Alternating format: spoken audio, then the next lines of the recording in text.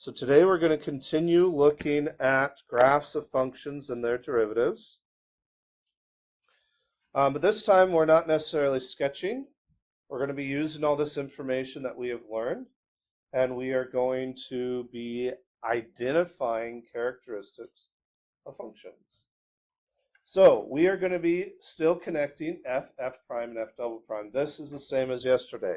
So let's go ahead and fill it in again.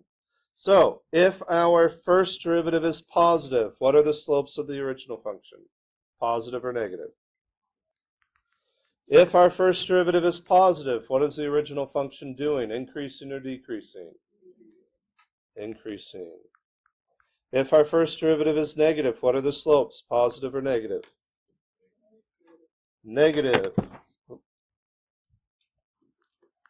Negative. And if our first derivative is negative, what is the original function doing? Decreasing. All right. If our second derivative, decreasing, I need to put that in. If our second derivative is positive, what is the first derivative doing? There we go. Our second derivative is positive, our first derivative is increasing, and the original function is concave up. If our second derivative is negative, our first derivative is, and the original function is concave down. All right. Again, that's just from yesterday. Let's go ahead and look at problem number 1. So problem number 1, what graph are we given? Are we given the graph of f prime, or f double prime? Which one? F prime. We need to make sure whenever we're given a graph that we always pay attention to which graph it is. Because as we have seen, each graph will tell us different things. F prime will tell us something different than f double prime, so we have to pay attention to which one it is. This is f prime. So we want to know on what intervals is f increasing, the original function. On what intervals is f concave up? And that should be on, not one, on which intervals is f both decreasing and concave up. Let's start with the increasing. So, this is our first derivative. If f is increasing, what do we know about the first derivative? What is that first derivative going to be doing? If f, the original one, is increasing, what is the derivative? Positive. So we need to have the places where our derivative is greater than 0. So again, we have to pay attention. This is the graph of f prime, not f. So when we answer this question, I am not going to answer all of this and all of that. Yes, those are the places where f prime is increasing, but not where f is increasing. So where is f increasing? We said when f prime is greater than 0. So when is f prime greater than 0? Where? Negative 3. All right, it's negative 3 to where? To 2. All right, so let me highlight that portion. Negative 3 to 2. How do we know it's negative 3 to 2? Above our x-axis, yes. So negative 3 to 2.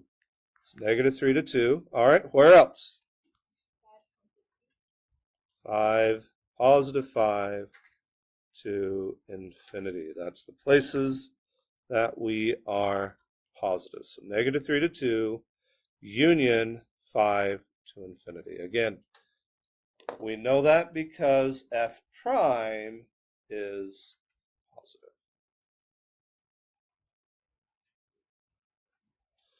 All right. Where is f concave up? If we have concave up, what do we know about f prime? what is f prime doing if we are concave up? So it's the places where f prime is increasing. Well, do we have places where f prime is increasing? Yes, we are. From where to where? Right, so we're increasing negative infinity to negative 1. So negative infinity to negative 1. And where else are we increasing? Now, this point right here is, we don't know. So let's approximate it. About what is that? I'd say, yeah, about 3.5. Let's say 3.5. All right, so where else is f prime increasing? 3.5 to infinity. All right. So we're also increasing here. All right. So that's how we want to use our f prime graph. Okay. F prime can actually tell us quite a bit. It can tell us where we're increasing, decreasing. It can tell us where we're concave up, concave down. It can also tell us max and mins. It can tell us inflection points. It can tell us all sorts of things. So, part C, I'm going to let you guys discuss it with those around you.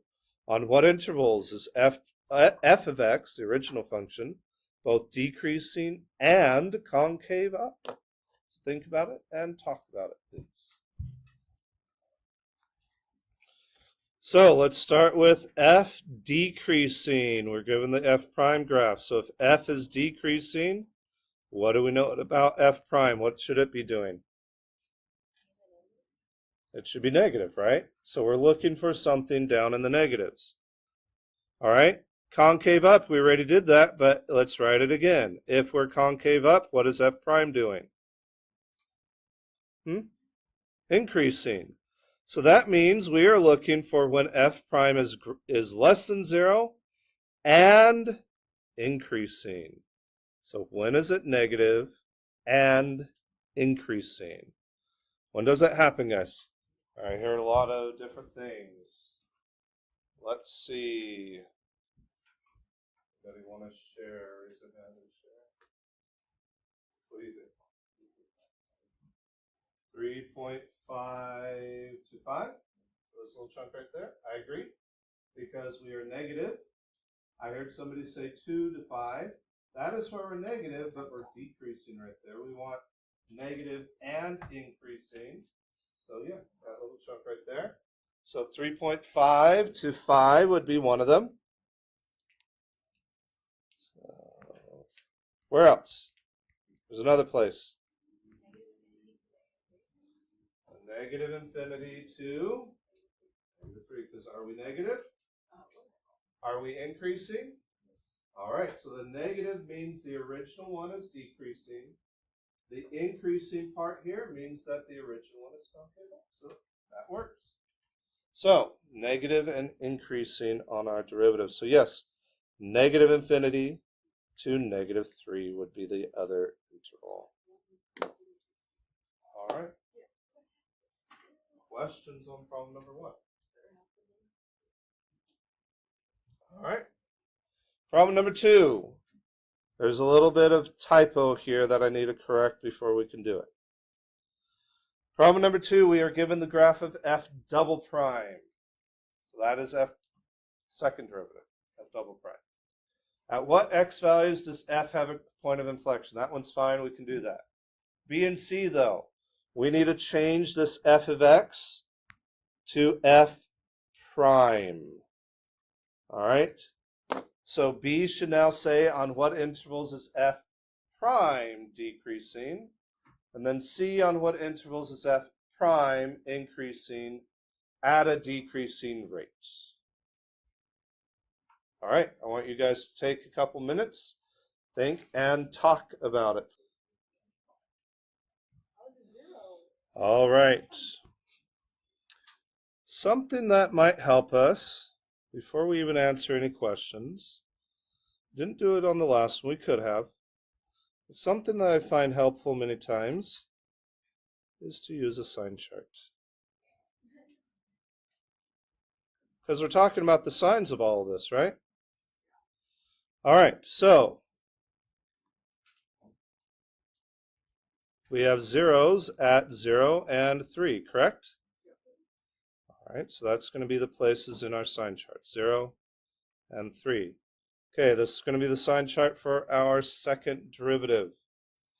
All right, from negative infinity to 0, what is the sign of the second derivative? Is it positive or negative? All right, so all that's negative. Okay, from 0 to 3, what's the sign? From 3 to infinity? All right, now, that tells us some information. First off, what does that tell us about the original graph? Original, we're on the second derivative. What does the sign of the second derivative tell us about the original graph? About the concavity, right? So, if the second derivative is negative, what's our concavity? Down. So our first, or our original function, is concave down. If the second derivative is positive, what do we know about the original function? Concave up. So here and here. Guess what? That helps us answer question A. Because what is the definition of a point of inflection? What's the definition? Yes. So this is when concavity changes. Did we have a change in concavity? Yes. Where? At 0. Didn't it start concave down, then concave up? Yep. So then we would say at x equals 0, since f double prime changed sign. All right, it changed signs. Okay, what about at 3? Is 3 a point of inflection? Why? It didn't change concavity. It's the same sign, right? So then 3 would be a possible point of inflection, because the second derivative is 0, but it's not an actual point of inflection because no sign changed. It was concave up, concave up. All right, next we're going to be talking about the first derivative. So from our same sign chart, what do we know about the first derivative? If the second derivative is negative, what is the first derivative doing? Didn't we have that right here, guys? If the first or second derivative is negative, yes, we're concave down. What is the first derivative doing? Decreasing. If it's positive concave up, what is the first derivative doing? So we can also add that down here. It's like kind of a mixture of multiple things happening. So the first derivative is decreasing, then increasing, then increasing. Right? So then what would be our answer for B? On what intervals is f prime decreasing? Negative infinity to 0. Negative infinity to 0 because f double prime was less than 0. Part C. On which intervals is f prime increasing at a decreasing rate? What does this mean? Decreasing rate. Believe it or not, it is something that came up last year in pre-calc. One of our FRQs on the AP test, FRQ number 3, had different parts. What was that, June? It means being concave down. A decreasing rate is talking about concavity. An increasing rate is talking about concavity. Okay? Also, we have this right here, this word rate. What is rate? It is slope. Let's go back to Unit 4. Do you remember us doing those sentence stems where we said a function is increasing or decreasing at a rate of? What was that at a rate of? How did we find that at a rate of? What were we doing? What was that, James? So related to average rate of change, that would be more of a pre-calc one.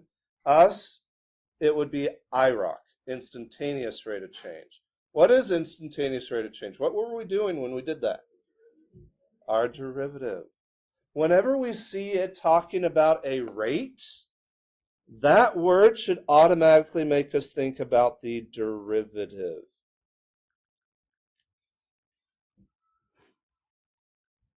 Okay? Well, what is the derivative of f prime? F double prime. So this is asking for when f prime is increasing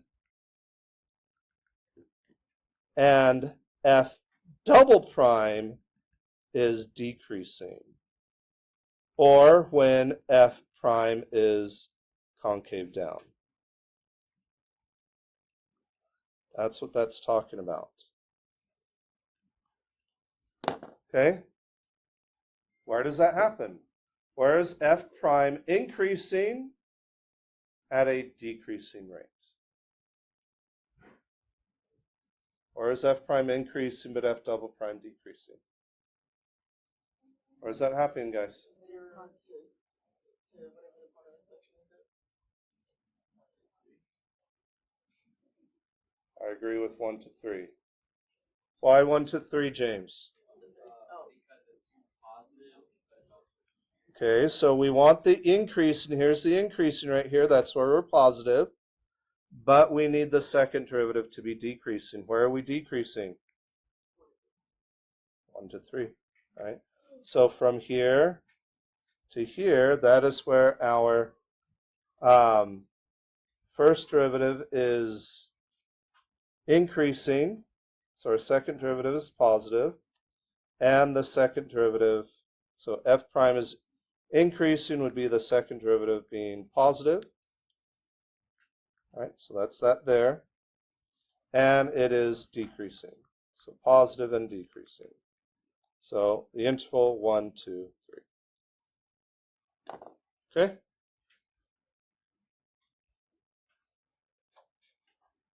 These can get a little confusing at times, I know. Just practice, practice, practice. All right, problem number 3. Have all that, turn to problem number 3. We are given the graph of f prime. I want you to go ahead and work on those 3 things that it asks us. We are asked, find where f is increasing or decreasing, find all relative maximums, and then if f of -3 equals 2, sketch a possible graph of f. I again recommend a sign chart. It can be very useful. I would recommend making a sign chart for f prime.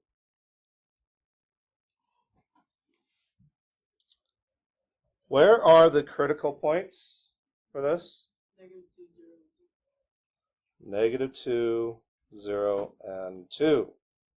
So -2, 0, and 2. So I would recommend filling in the signs for f prime there, because then it would be very easy from that sign chart to be able to say where are we increasing or decreasing for the original function and for finding relative max and mins.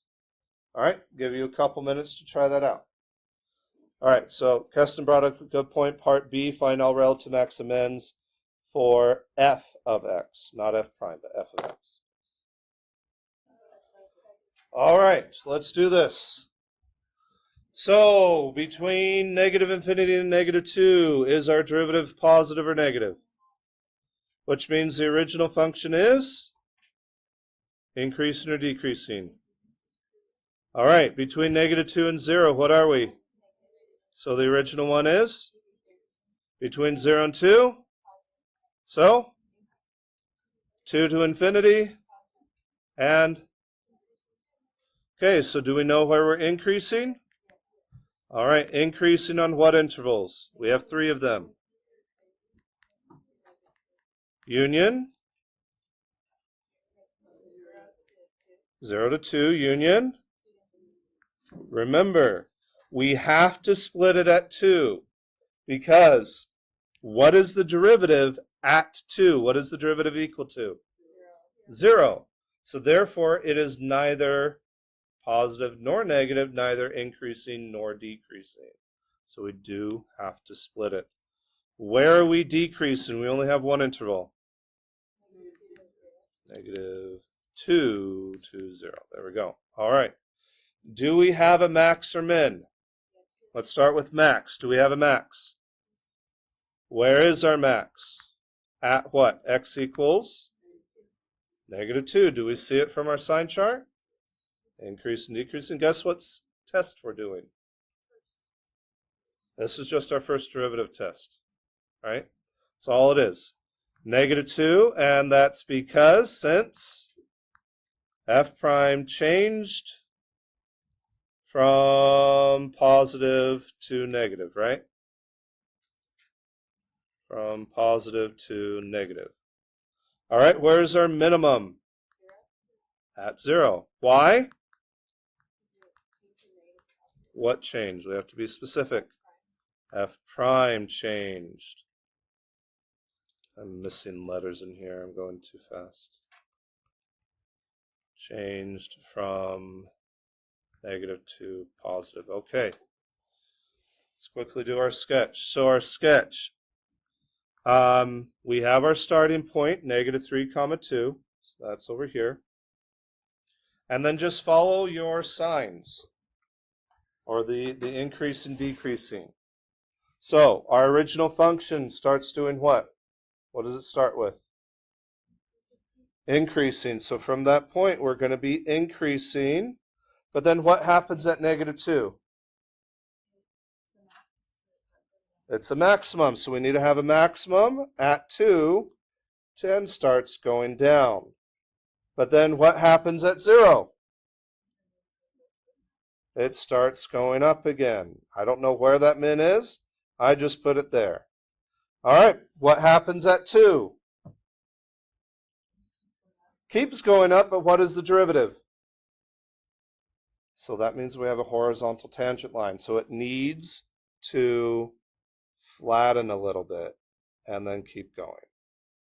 All right, so wherever we are flat means that we have horizontal tangent lines. The derivative is 0.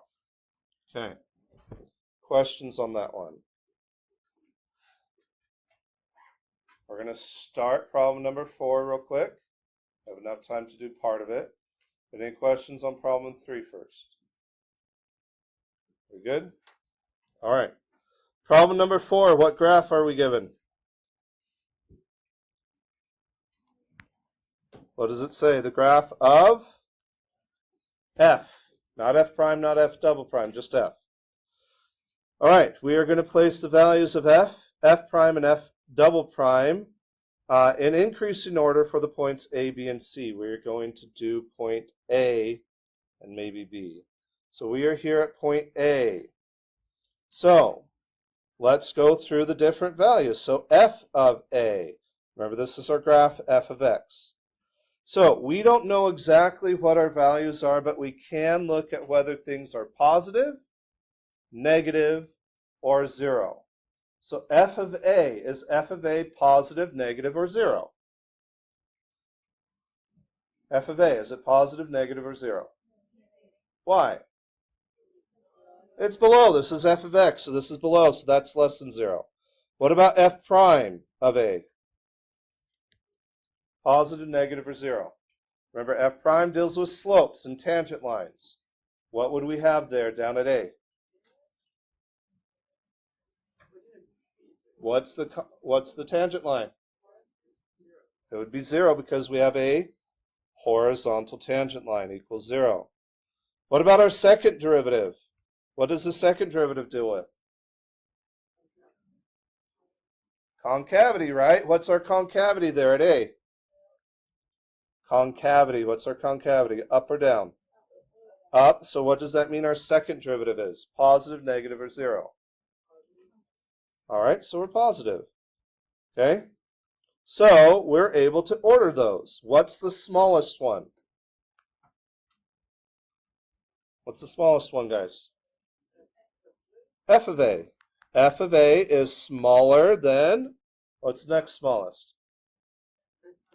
F prime. What's the next smallest? There we go. We've ordered it. That's what it's asking you to do. Real quick. B. What would be f of b? Positive, negative, or 0? Negative.